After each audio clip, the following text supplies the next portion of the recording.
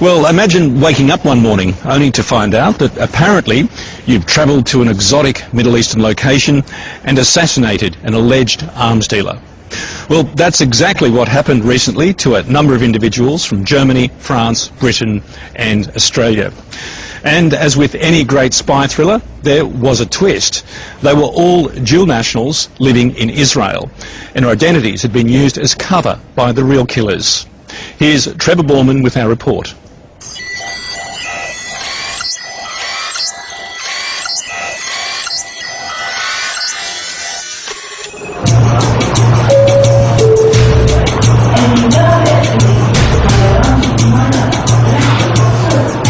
In an Arab city full of Western faces, they didn't look out of place for a moment. Dubai's airport is a nexus for world travellers, and on January the 19th this year, an unremarkable group of foreigners arrived bearing fake travel documents.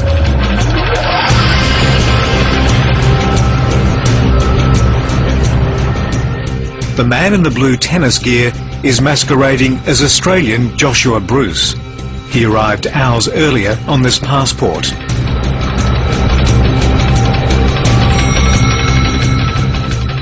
Soon he and the rest of his group will be exposed as assassins, and Israel's feared spy agency Mossad will be in the sights of investigators. Dubai being a very small place, filmed on each and every corner, they got a movie. The Arabs have caught up with technology. You just can't do this stuff anymore. You can't risk them on this sort of operation where they get blown for taking out one terrorist.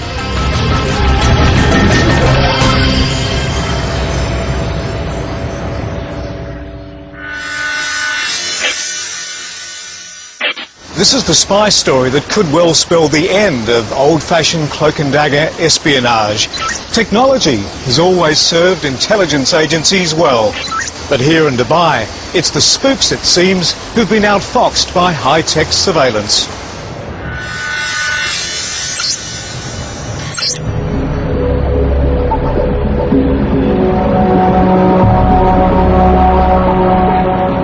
For Hamas arms dealer Mahmoud Mabhouh, it was meant to be a one-night stopover in the cosmopolitan Gulf city of Dubai.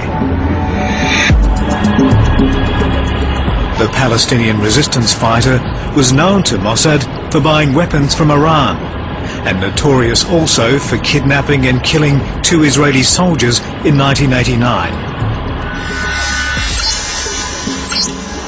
This is the Dubai police version of what happened, recorded on CCTV. Mabhouh arrives from Damascus mid-afternoon and is watched by several operatives. The man in the baseball cap goes by the name of Australian Adam Corman.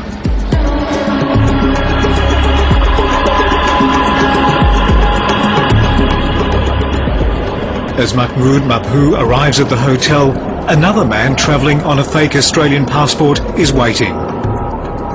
Dressed in a blue shirt, he and a pretend tennis friend follow their target to his hotel room and report his room number to fellow agents. The operatives book a room opposite, and still more agents move in. And when the Hamas man leaves to go shopping, he's followed every step. Back at the hotel, 2 pairs of executioners arrive, and out of camera range, they manipulate the electronic lock of the room to lie in wait for Mahmoud Mabhouh. In the final minutes of his life, the Hamas official arrives back from his shopping trip and into the ambush of 4 assassins. Police think Mabhouh was disabled by an anaesthetic and then smothered. But in the absence of signs of a struggle, for days police thought he died of natural causes. And with agents safely out of the country, it seemed the perfect hit. We're looking at a new world. This world is a highly technological world, and On the one hand, this high technology has stopped a lot of crime and terrorism, and on the other hand, it makes the life of anybody that fights terrorism just as hard as it is for the terrorists.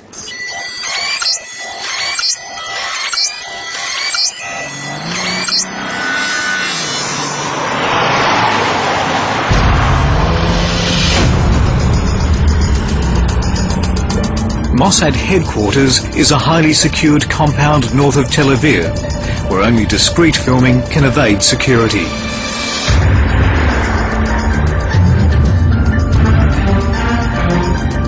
Neither the organisation nor the government it's answerable to will ever confirm or deny responsibility for any mission.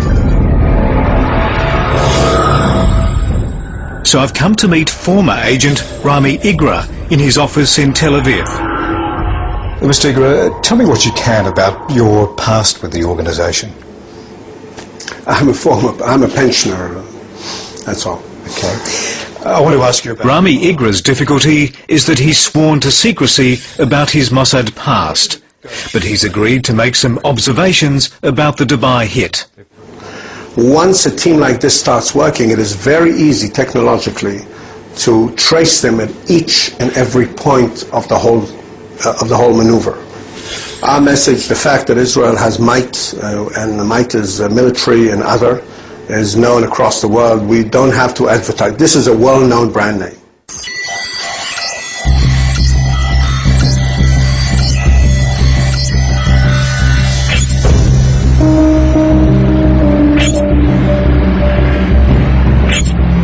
The international espionage community is trying hard to figure out the Dubai operation. Intelligence agencies like Britain's MI6 are abuzz with chatter and speculation after the killing of Mahmoud Mabhouh, and their former operatives are reflective about their own work.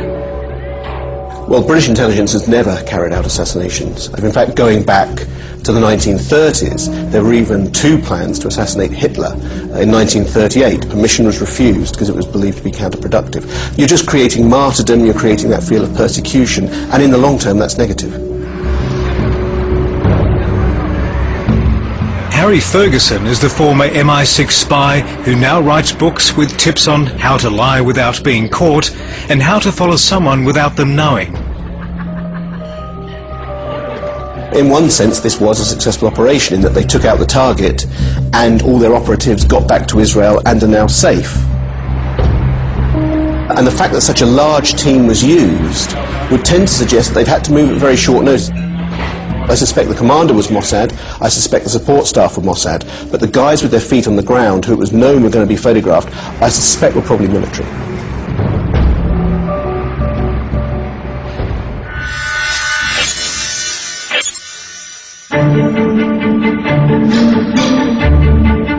Through dogged detective work, Dubai police matched the faces captured on CCTV cameras with passports. And with identification software, they built up a murder story. With help from Interpol, they found most of the fake passports carried the names and details of real people living in Israel with dual nationalities. In the case of the Australians, the photographs of the real passport holders had been substituted with photos of the spies. Every citizen is in a way seen as somebody who's part of the national force, and therefore if you've got a passport, I think the attitude of the intelligence services there is that's an asset we can use. I've come to the Tel Aviv home of Australian passport holder Adam Corman. His namesake was an agent who kept tabs on Mahmoud Mabhouh in the last hours of his life. Adam Corman is lying low and has not spoken to the media. Hello, Mr. Corman. I'm sorry to trouble you. I'm not Mr. Corman. Oh, okay. Is Mr. Corman here? No, he's not here. Is Mrs. Corman here? No, she's also not here. And I don't think that I can help you. Okay. Okay. Thank you. Bye. Bye. A neighbour told me the man I met was Adam Corman. Another neighbour told me it wasn't. In Israel, identity can cause great confusion. There's no evidence the Australian passport holders were complicit in this affair. But I've been told there's a system here and it works something like this. If you're an Israeli with two passports, be that second passport British or Australian, you can be approached by an official. You're asked if you plan to leave the country in the next 12 months or so. And if the answer's no, you're asked if, out of duty to the country, whether you'd be prepared to have your passport details borrowed. It is very stupid of a Western intelligence organization to steal your identity without your consent. Because what can happen is that they are roaming around the world with your identity, and then you come along. The flags fly close outside the Australian embassy in Tel Aviv. But this is not the finest hour in relations with Israel. Inside, AFP officers were asking Israeli dual citizens if they had any idea how their Australian passports came to be used in a spectacular murder in Dubai. This is of the deepest concern to the Australian government. We are getting to the bottom of this now. Whether it was cleared with them beforehand is an interesting question. Now, obviously, the people involved say not, but they would anyway. Would Mossad have risked blowing the security operation by telling them? I very much doubt it. But it will be interesting to see whether any of these people who claim they've been so dreadfully wrong try any kind of legal action. I think that would let you know how very upset they are.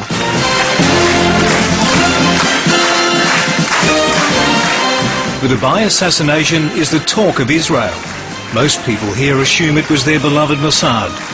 The shadowy figures on CCTV have been a hit on YouTube and have come to life on the nation's top satire show. אני לא מבין, הייתי עם כל החוליה. חוליה? 11 איש. אני בכלל לא מבין למה צריך 11 אנשים בשביל לספור דלת ולחנוק איזה ערבי, ועוד כל אחד פה משחק פרימדונה לבד מחדר מסלו. סליחה, אתה קורא לי עכשיו נראה אותך, בוא!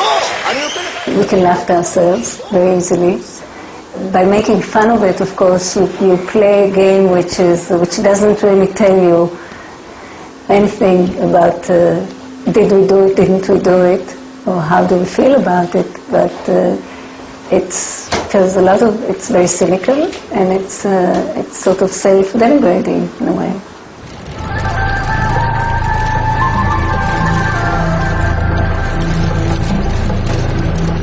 Most people in Israel are glad Mahmoud Mabhouh is dead, but they're concerned at the price.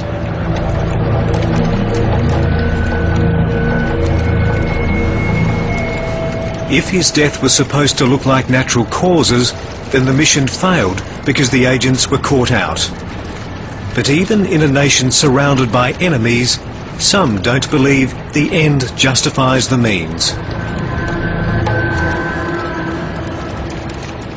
It's state terrorism, and it's immoral, it's wrong, and I think that the people that are responsible for this policy of terror should be in trial, should put in prison for that.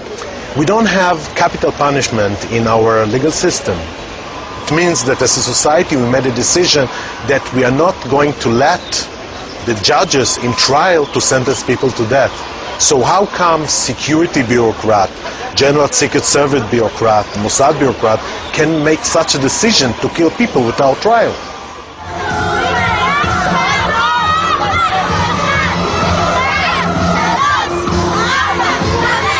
Its iron-fisted approach to its enemies is embedded in Israel's heritage.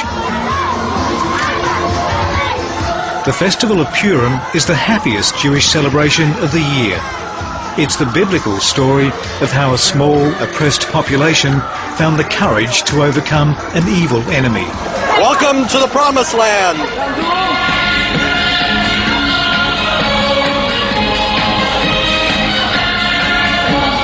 The State of Israel has been defending its survival since its foundation in 1948.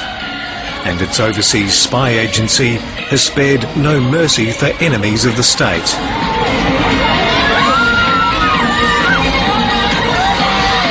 But to really understand how Mossad works and what it means to this society, you have to go right back to the early days.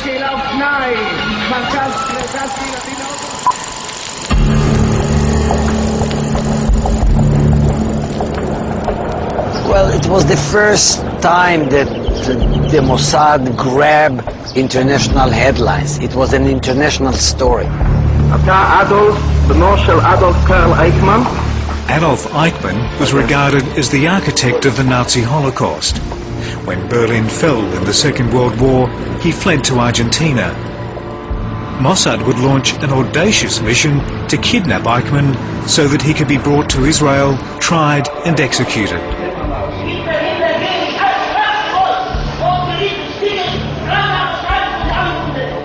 They wanted, if you wish, a show trial. So that's why the order was, don't kill him, bring him live and kicking to the state of Israel. Well, in '61, the Eichmann kidnapping was a kind of a clean, pure, moral operation.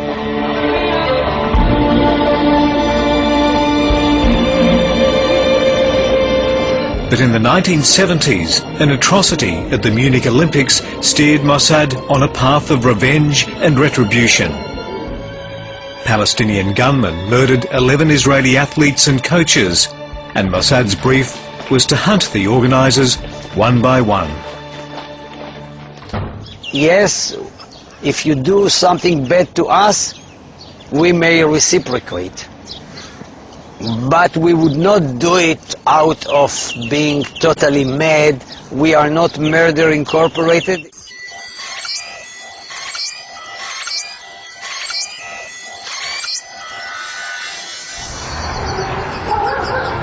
It was one of the most inglorious moments of Mossad's history, a day when everything that could go wrong did go wrong.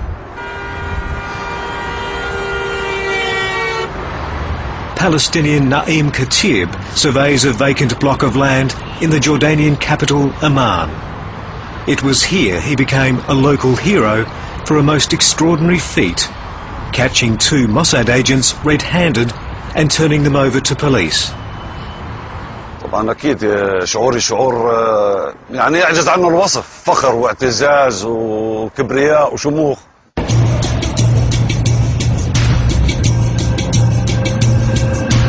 It was an autumn day in 1997, and middle-ranking Hamas official Khaled Mashal was on his way to the office. As he stepped onto the curb, a Mossad agent masquerading as a Canadian tourist lunged at Mr. Mashal and sprayed poison in his ear.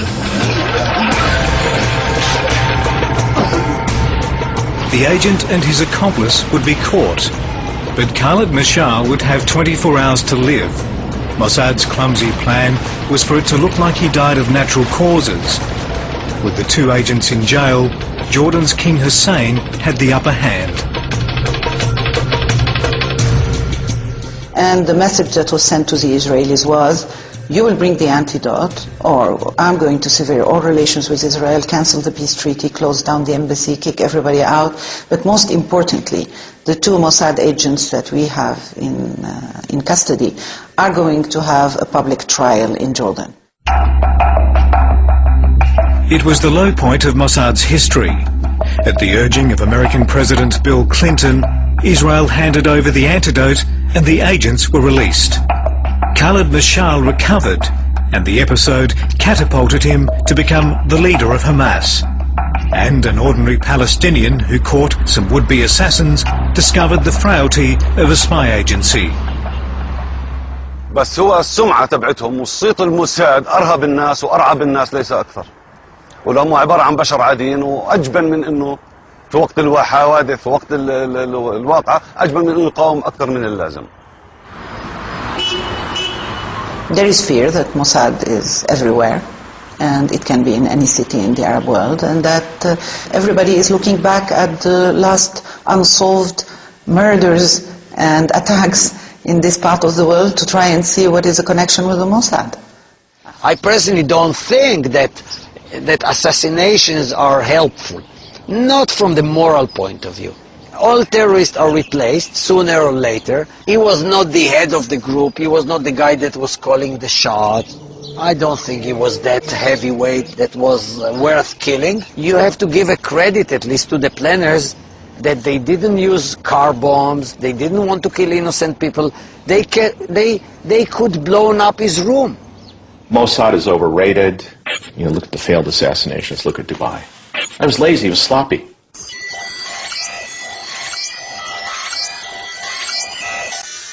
CIA people, they don't like this stuff, you know. It's messy. Once you go down that road, you're basically sending the message anybody can do it. Any number of our enemies can say, wait a minute, if it's okay to assassinate cross borders without a declaration of war, I mean, you know, why not do it in Sydney? The point is that when it comes to international law, they can get away with a lot more. Robert Baer spent 20 years as a case officer for the CIA, much of it in the Middle East. In the 1990s, he infamously worked to subvert the regime of Saddam Hussein. In theatres of war and conflict, like Iraq and Afghanistan, he admits the CIA does assassinate. But he's no fan of Dubai-style hits. The Israelis want to seem to be invulnerable. That's part of their policy of deterrence, you know. You kill us, we kill you, and we don't get caught, and there's no international condemnation. So to describe this as anything other than a fiasco, I don't see how you can do it. They're Mossad or contractors or whatever, and they are finished. Why would you sacrifice 26 people? It doesn't make any sense. I mean, in a small service like Mossad, it's inexplicable.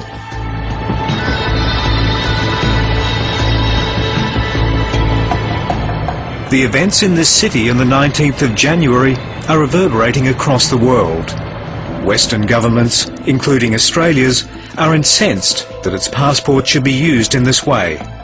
You know, the last people you would suspect the Australians of killing people. So, you know, people see an Australian passport, you know, Australians are popular, politically they're benign. It's a great identity. The Australians, I mean, they're essentially screwed. They cannot completely clear up their names, ever.